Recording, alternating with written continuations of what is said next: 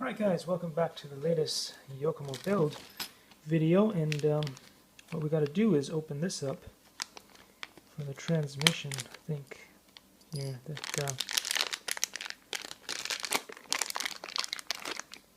wow, did not do a good job there. Let's hope I don't break the wrench as I do this, right? Okay, here we go. That is the thing that we need to open up, and if I could read Japanese, I'm pretty sure that's what it says that I should do, but I guess they could have done this at the factory, I don't know, just to save you some time.